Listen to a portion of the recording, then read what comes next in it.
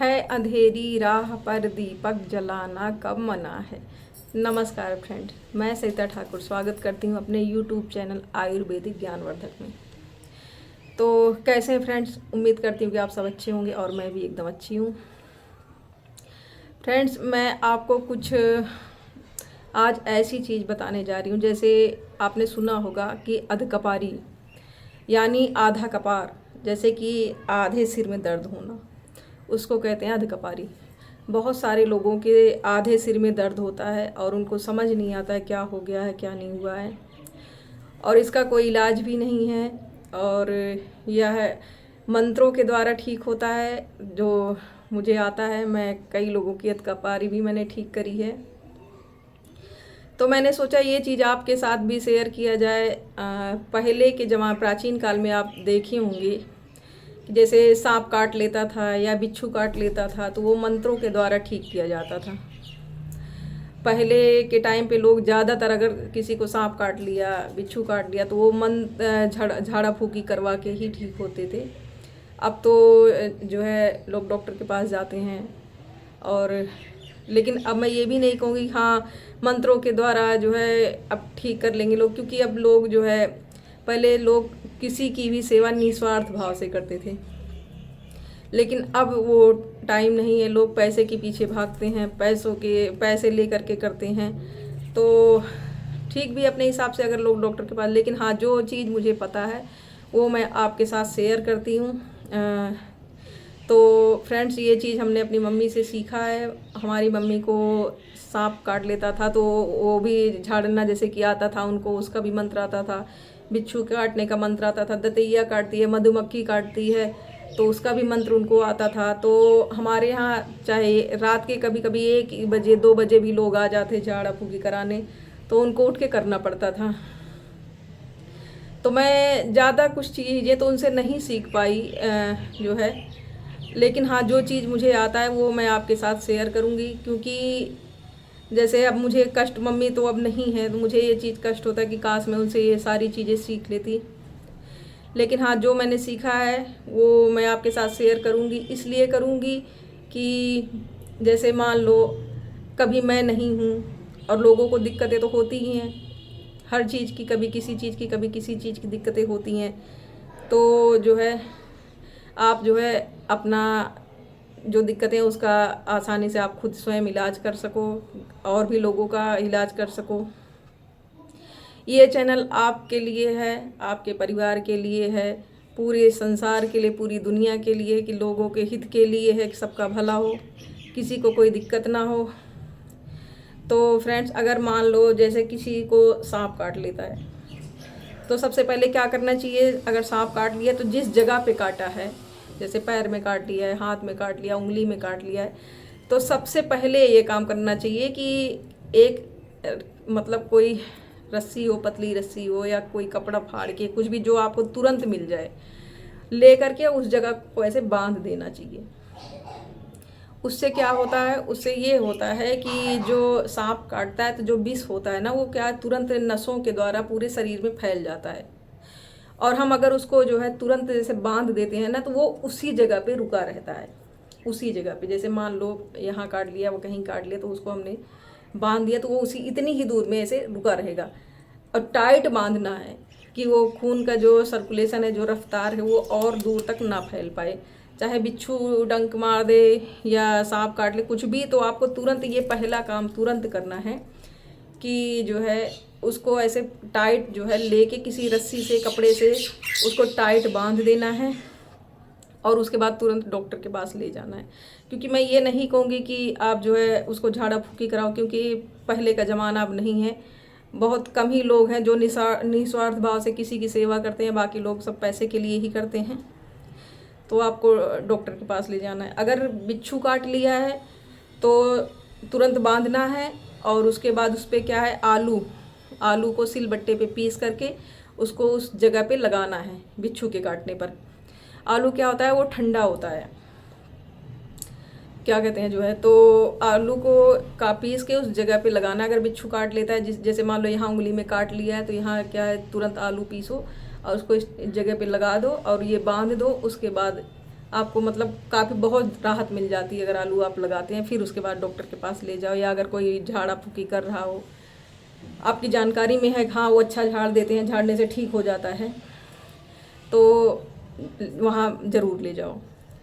तो फ्रेंड्स, जो मैं आपको मंत्र बताऊंगी वो बहुत पावरफुल मंत्र है। वैसे तो मंत्र ऐसे नहीं बोला जाता है, लेकिन अगर वो किसी के फ़ायदे के लिए है तो मैं ज़रूर बताऊंगी।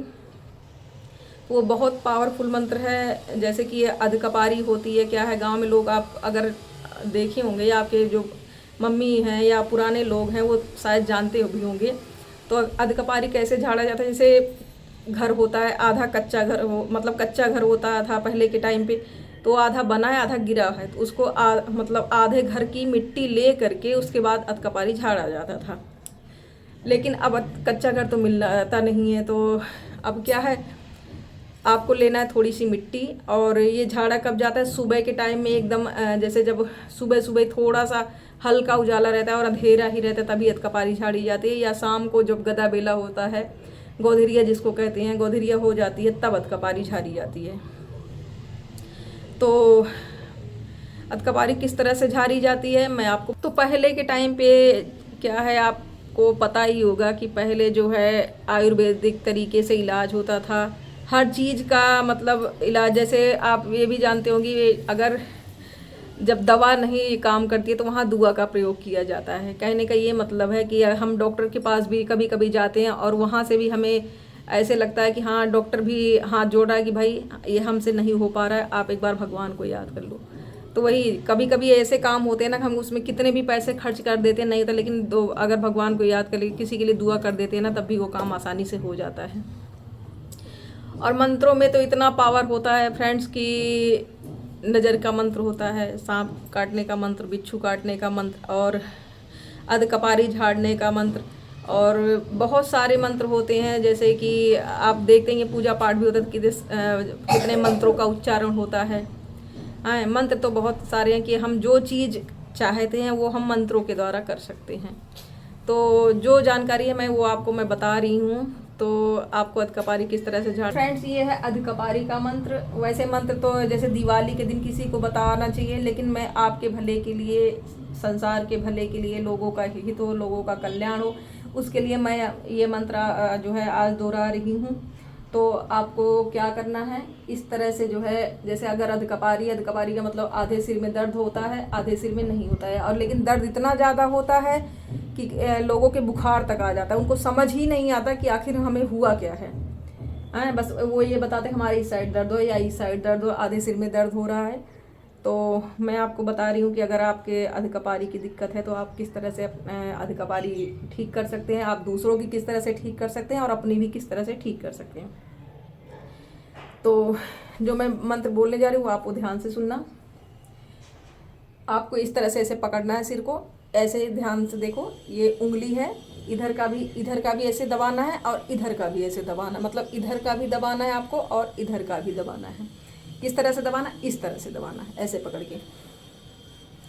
और आपको क्या बोलना है, आपको तेज से नहीं बोलना है कि और भी कोई सुने, आपको अपने मन में बोलना है हल्का, मतलब इस तरह से। मैं एक ही बार बोलूँगी क्योंकि बार बार मैं मंत्रों को ऐसे नहीं बोलना चाहती हूँ। उससे क्या होता है, फिर वो जैसे किसी के लिए अगर हम ऐसे ही बार बार बोलते हैं तो फिर उसका फ़ायदा नहीं होता है, इसीलिए एक ही बार बोलती हूँ। आप उसको याद कर लेना।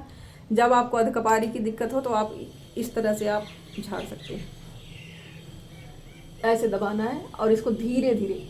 तो बोलना क्या है, 5 सुनाग के 2 बिटिया, 1 सोए 1 जागे, 1 हरे मोड़ के पीर।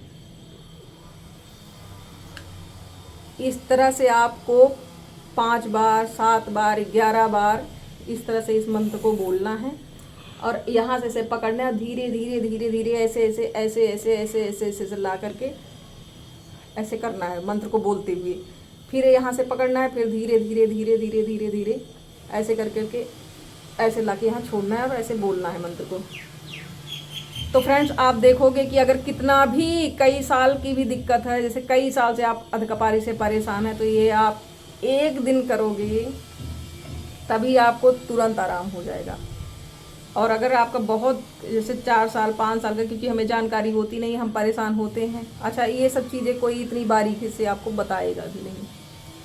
तो इसी तरह से आपको करना है। ज़्यादा दिन अगर संडे का है, संडे को शुरू करो, संडे मंडे ट्यूसडे 2 दिन 3 दिन कर लो, या मंगलवार, ज़्यादातर इतवार और मंगलवार 2 दिन इस मंत्र का जाप होता है और उसी दिन अधकपारी ज़्यादा झाड़ी जाती है, बहुत फ़ायदेमंद होता है। बाकी आप किसी भी दिन कर सकते हैं, लेकिन मैं यही कहूँगी कि जैसे आप संडे को शुरू करो तो संडे को सुबह सुबह, फिर शाम को, फिर मंडे को सुबह, फिर शाम को, तो 2 दिन अगर आप ऐसे करते हैं तो आपको एकदम ठीक हो जाएगा आपकी अधकपारी।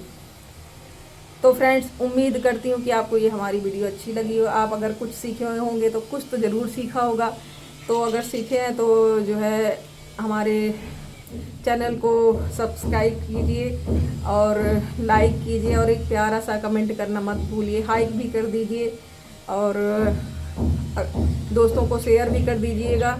तो फ्रेंड्स, उम्मीद करती हूँ कि हमारी ये वीडियो आपको अच्छी लगी होगी और मुझे जो भी जानकारी है मैं वो आपके साथ शेयर करती रहूँगी, क्योंकि मैं सोचती हूँ जो मुझे जानकारी वो कहीं हमारे साथ ही ना चली जाए, तो उससे क्या होगा, किसी को फ़ायदा नहीं होगा। जैसे हमने भी किसी से सीखा है तो मैं वो आगे आपके साथ शेयर करूँगी तो आप भी सीखोगे, फिर आप भी आगे शेयर करना। इससे क्या होता है, लोगों को उस चीज़ की जानकारी हो, लोगों का भला हो सके, किसी को कोई दिक्कत ना हो, सबकी परेशानियां दूर हो सके। ये चैनल आपका है, आपके लिए है, आपके हित के लिए है, जन कल्याण के लिए है। और फ्रेंड्स, अगर आप अच्छा सा कमेंट करते हैं तो हमारा भी मनोबल जो है वो बढ़ता है। मैं सोचती हूँ चलो मैं और अच्छी से अच्छी वीडियो आपके लिए बनाऊँ जो आपके हित के लिए हो। तो फ्रेंड्स, मुझे जो जो जानकारियाँ मुझे बहुत सारी हैं, कई चीज़ की जानकारियाँ हैं। तो आपको किस टाइप का वीडियो चाहिए, जैसे अगर मुझे जैसे बहुत सारी जानकारी बच्चों के बारे में भी, कि बच्चों के जैसे वो होता, बच्चों का जो चोट निकल आता है या घाटी उलट जाती है, या कि अगर बच्चों के सर्दी लग जाती है, या कि जो भी मेरे साथ मैं जो सीखी हूँ वो सब मैं आपके साथ शेयर करूँगी फ्रेंड्स। तो फिर मिलते हैं दूसरी नई वीडियो में। तब तक के लिए अपना बहुत ख्याल रखिए, अपनों का बहुत ख्याल रखिए। Bye bye and take care.